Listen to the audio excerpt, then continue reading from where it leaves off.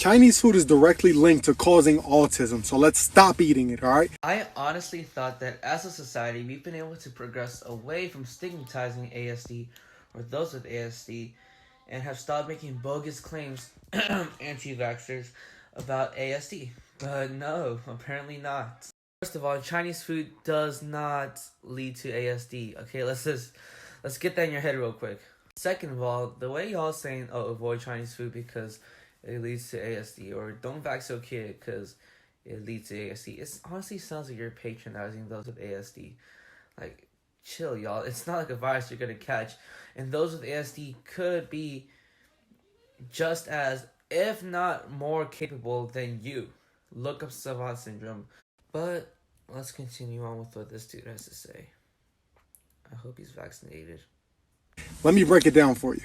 MSG in Chinese food blocks the GABA from getting to the brain. GABA is a neurotransmitter that's directly correlated with development of the brain, especially in the ages of being born up to 15 years old, which is typically when somebody's diagnosed with autism. A biochemist who said that lowering MSG intake in her daughter cured her daughter's autism says that MSG is in almost every food, processed food, but it's just not reported a lot. So it's not just Chinese food that has MSG. So don't twist that, buddy. This study that says a lot of the same facts that this other guy brought up had a whole different conclusion. It says MSG is bad for those who have autism, but it never says anything about MSG being the cause of autism in other people, because just like how vaccines don't lead to autism, neither does MSG. But MSG is bad for you generally, but it won't cause autism, buddy. Around 1950 is when Chinese foods first started coming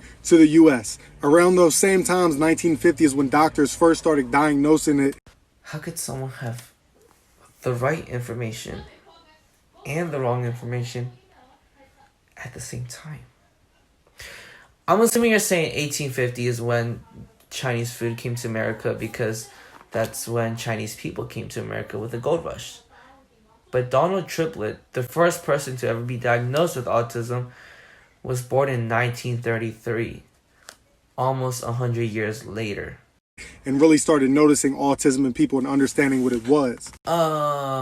We're still learning about ASD as we go, so I don't know what you mean about scientists started to understand what it is, because we still don't understand what it is, to be honest.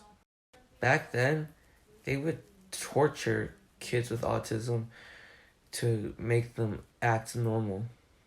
I'm gonna read this to you, and you tell me if this is beginning to understand what ASD is. Greg, on the other hand, was pinning face up, looking at the ceiling, his wrists and ankles tied to the corners of the bed. He had spent the previous 2 years that way.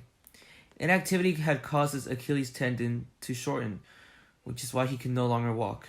Borders opened up around like 1960 and started allowing Chinese people to come over to US. And also, Richard Nixon went to China and went live on TV in 1972 and was eating Chinese food and got people excited about it. A spike of autism happened around 1990 to the 2000s up until now. In this idiot's logic, I would avoid eating ice cream because there was a correlation at one point with ice cream and measles.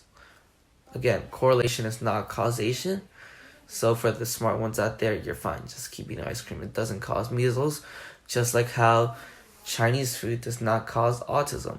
So put those numbers together and you start to understand we need to cut this out of our diet, so watch out. I kind of feel bad for those who are paying $40 a month to learn from this dude. This guy has 48.2 thousand followers, and around 91,000 people at this time have seen that video.